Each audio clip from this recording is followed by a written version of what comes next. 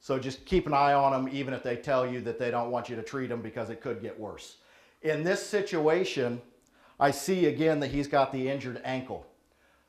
The last thing that I want to do is mess with his injured ankle, because he's fallen potentially. He could be hurt somewhere else. The ankle's hurting so bad that he's not realizing that maybe he sprained a wrist. If I come up and I just grab on your ankle and start manipulating it to see what's going on, would you want me messing with you after that? Probably not.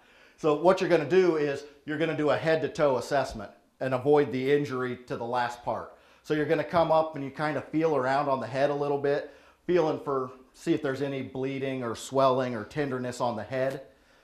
You push on the collarbones a little bit. You're looking at the chest to see if he's breathing correctly in and out. You work your way down to where you're kind of feeling for the legs here.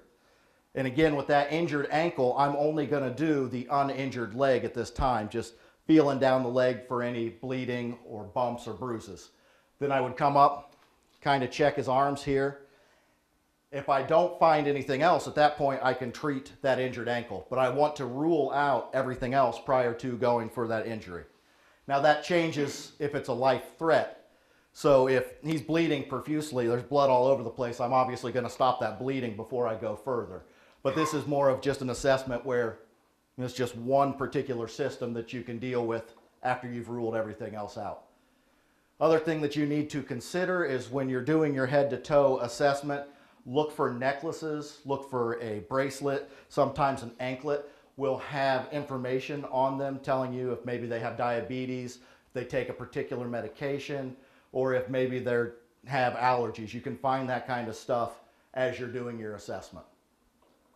Does that kind of all make sense there? The next assessment that you would need to worry about is going to be your unconscious assessment. And that's going to be obviously where you have somebody laying on the ground and you need to come up and find out what's going on with them and potentially treat the situation. Is there anybody I could get that would be willing to flop on the floor for me? And, aha, thank you. This is going to be a more serious situation because like with face down, right like that. Perfect. And we'll take this arm and put it at your side. There we go. And see, now we can call 911. So we are good. So with the injured ankle, I can ask him questions, find out what's going on. I can tell if he is slurring his speech, if he's confused. He can tell me a lot of what's going on.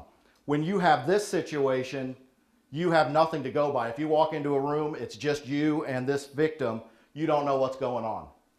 You can't see anything on the front, so you can't see if he's breathing. You can't really see his skin color in this position. So after you look around and make sure that it's safe to approach, you're going to approach him and check, hey, are you okay? You okay? If you're not getting a response like this, you need to find somebody and tell them to call 911. When you're hollering at somebody to call 911, you always want to point to a particular individual. I'm in a class of 12 right now. If I say call 911, they may get 12 911 calls or they may not get any because everybody thinks it's somebody else's responsibility. But if I point right at you, you know it's your responsibility and you're going to go and do it. So I've got somebody going to call 911 or I have my cell phone to where I can call 911 and now I need to see what's going on. You have to roll your patient over. You need to be careful because again, with not knowing what's going on, we don't want to hurt his neck or his back when we roll him.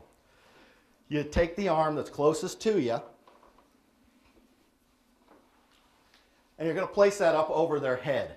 And you're doing that so when you roll them, they're not going to be rolling over their arm, which is going to be a bumpy roll when you do it. You're going to grab onto their hip. A hip is a really good handle to get a hold of. Same with the shoulder. You're going to roll them to right about here. Now when I did that, his head remained on his arm, so his neck and his back remained straight. If I roll him the rest of the way with my hand on his shoulder and hand on the hip, his head is going to flop and hit the floor. So at this point, I stop, grab the back of his head, and I can take him the rest of the way over. Once you get him into this position, you need to do your assessment to see what's going on. You want to put your hand on the forehead, 2 fingers underneath the chin. You're going to tilt your head back like that. Opens up the airway, kind of gets the tongue off the back of the throat and allows him to breathe if he's not breathing. Next thing I'm doing is looking for signs of life.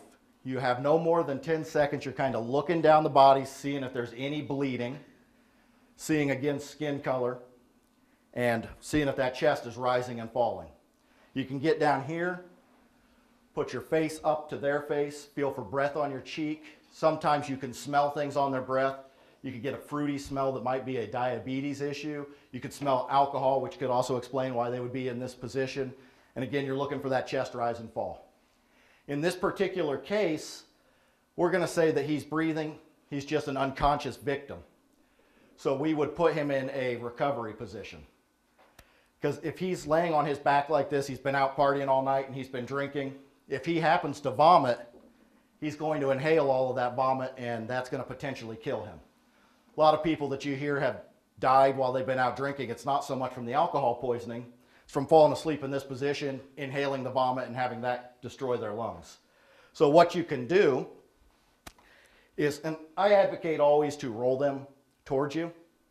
So every time that you roll a patient, if you roll them towards you, you're going to be able to stop them with your knees.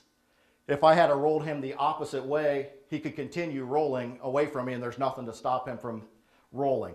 So you get the arm closest to you again, get that up over the head. Then you're going to take the knee, kind of set it up like a teepee here. Grab that hip again, grab the shoulder, and you're going to roll. Now you guys can see here, and then I'll roll him the other way so you can see.